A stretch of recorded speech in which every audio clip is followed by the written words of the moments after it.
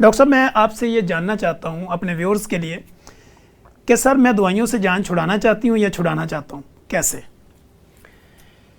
اس کے لیے آپ کو سب سے پہلے جو ہے نا اپنا لائف سٹائل چینج کرنا پڑے گا. ٹھیک ہو گیا، یعنی لائف سٹائل میں کھانا پینا اٹھنا بیٹھنا سب کچھ ٹھیک ہے.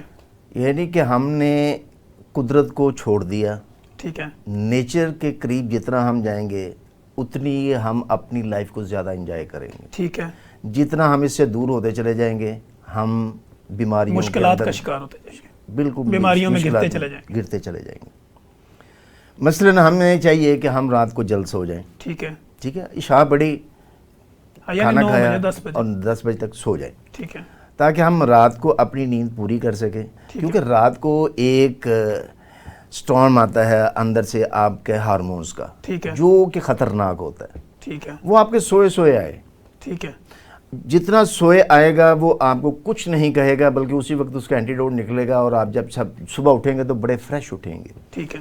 اگر آپ وہ سٹارم جو ہے وہ اپنے اوپر ویسے ہی جی لیں گے. سر اس کی کوئی ٹائمنگ بھی ہوتی ہے؟ ٹائمنگ اس کی یہ کہہ لے کہ یہ قدرت نے ایک رات کا جو سسٹم بنایا ہے مڈ والا پورشن، ہاں جی، یہ مڈ والا پورشن آلموسٹ کہہ لیں کہ 1 سے لے کے 3 بجے تک کے درمیان. اس کا مطلب آپ کو اس ٹائم پہ فوری اس ٹائم 12 بجے بھائی وہ پہلے سوئیں گے تو یہ اس وقت نکلے گا.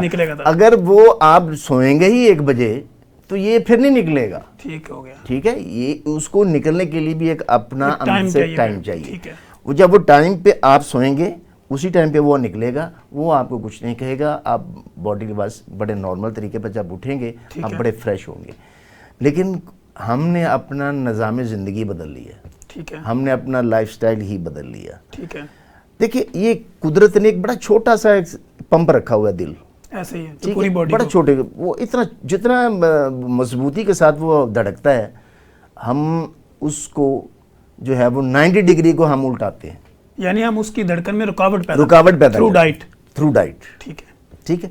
Through every thing. یعنی کہ آپ دیکھیں کہ اگر آپ صبح فجر کے ٹائم اٹھیں، فجر کے ٹائم اٹھ کے جب آپ چلتے ہیں تو جتنا بھی آپ کا باڈی نے رات کو جو شوگر آپ کے پاؤں میں، ٹانگوں میں، باقی مسلس میں ہے وہ ساری 1 منٹ میں جلا کے رکھ دے گا.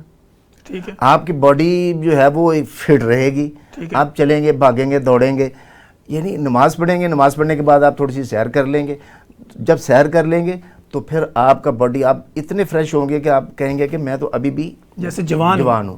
وہ کہتے ہیں ابھی تو میں جوان ابھی تو پھر وہ جوانی جو ہے وہ پھر آپ برقرار رکھ سکتے ہیں بشرطے کہ آپ زندگی کو اسی طریقے پہ گزاریں جس پر میرے رب نے اس کو بنایا ہے. ٹھیک ہے. اور پیغمبر نے پھر آپ کو پیغمبر کے کر کے دکھا دیا. یعنی یہ ایک ایسا فینومینا ہے جس پر ہم چل کر سب کچھ کر سکتے ہیں. اللہ پاک نے روزے کیوں رکھے؟ ٹھیک ہے. یعنی یہ نہیں کہ صرف ہماری امت مسلمہ کے لیے رکھے اور وہ انٹرمیڈیٹ آ رہی ہے وہ اللہ نے پہلے اللہ پاک کو پتا ہے کہ میں نے یہ مشین کیسے بنائی ہے، اس کو میں نے اوورال کیسے کرنا ہے. ٹھیک ہے. وہ ہم 1 ماہ کے روزے جو ہیں وہ ہمارے باڈی کو اوورال کرتے ہیں. لیکن ہم بدقسمتی سے وہ لوگ ہیں کہ ہم اس اوورال کو بھی ڈس اوورال کر دیتے ہیں جب ہم جو ہے افطاری پہ بیٹھتے ہیں. لیکن وہ رکھنے والوں کی تعداد بھی 10% ہے. نہیں لیکن اب رکھنے چاہیے. ٹھیک ہے. اب میرا خیال ہے کہ لوگ جو ہیں وہ اویئر ہو رہے ہیں کہ بھائی اللہ پاک نے یہ روزے ایسے نہیں رکھے. اور ہم لوگ جو ہیں وہ بار بار جب ڈائٹ کی بات کرتے ہیں، ہم انٹرمیٹنٹ فاسٹنگ کی بات کرتے ہیں، ہم جب دل کے شریانوں کی بات کرتے ہیں، دل کی بات کرتے ہیں، پینکریاس کی بات کرتے ہیں، جگر کی بات کرتے ہیں، آنتوں کی بات کرتے ہیں، تو ہم بیسیکلی اس کی بات کر رہے ہوتے ہیں کہ یہ سارے اوورال ہوتے ہیں اس وقت. یعنی یہ بالکل فریش ہو جاتے ہیں. یہ کہتے ہیں کہ یعنی موٹاپا اور کرونک ڈیزیز والے کے لیے روزے تو مسٹ ہے. بلکہ میں کہتا ہوں کہ اگر ٹائپ 2 ڈائبیٹک ہے تو اس کو روزے رکھنے چاہیے. اس کے لیے روزے جو ہیں وہ نعمت ہیں. ایسے ہی وہ اگر آج کل بھی روزے رکھے تو کوئی معنی نہیں ہے کہ اس کی کوئی شوگر بھی کنٹرول ہو جائے، اس کی دوائیاں بھی ختم ہو جائیں. ٹھیک ہو گیا. یعنی یہ بھی ایک راز ہے. یہ بھی ایک راز ہے. یعنی کہ آپ اپنی دوائیاں شوگر کی، بلڈ پریشر کی یہ چھوڑنا چاہتے ہیں تو آپ آج بھی روزہ رکھیں.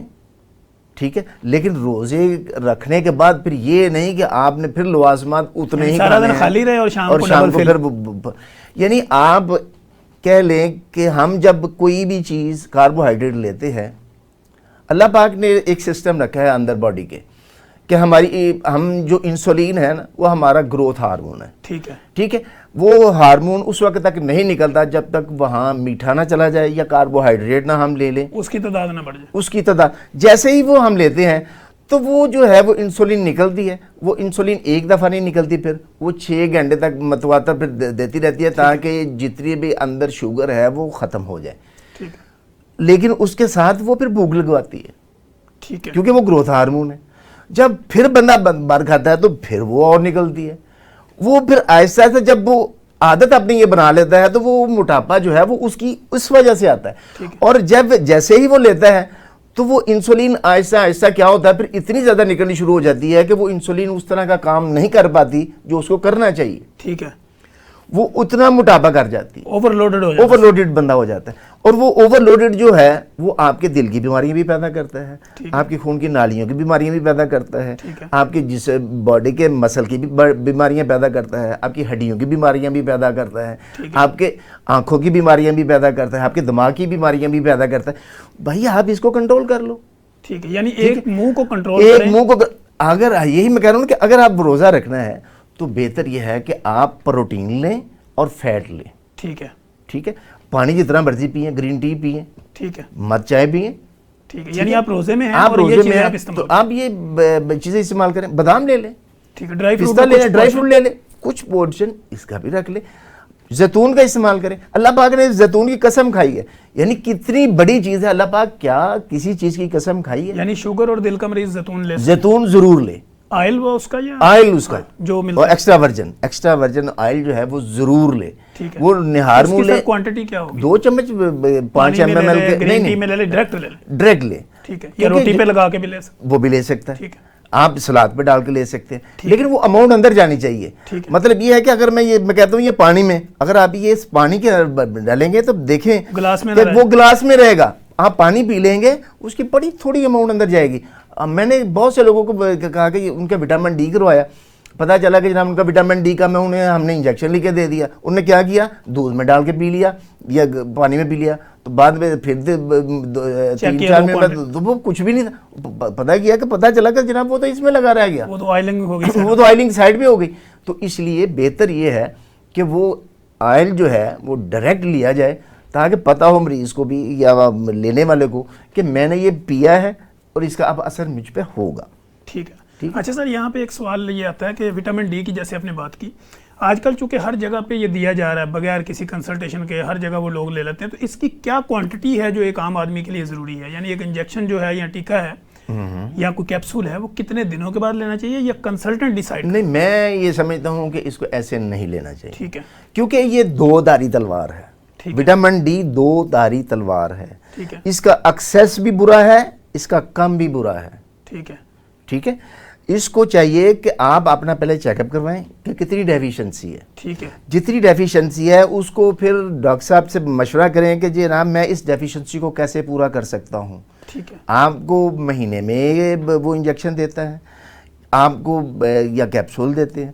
یعنی یہ ڈیپینڈ کرے گا کہ آپ کی ڈیفیشنسی کتنی ہے کہ اس کو ہم نے لے کے کیسے چلنا ہے, ریکور کیسے کرنا ہے. بعض اتنی ڈیفیشنسی آتی ہے کہ ہم کہتے ہیں کہ جی اس کو 4 انجیکشن فوراً ابھی انٹرامسکولر لگا دیں, یعنی 6-7 پہ آئے گی تو ڈیفینیٹلی وہ بندہ جب بندی یا گرے گی تو اس کی ہڈی ٹوٹ جائے گی فوراً سے پہلے. ٹھیک ہے. بھائی اگر وہ وقت پہ اس کو پتا ہو کہ بھائی میری ڈیفیشنسی اتنی ہے تو ڈیفینیٹلی ہڈیاں تو پھر بڑی فریجائل ہوں گی.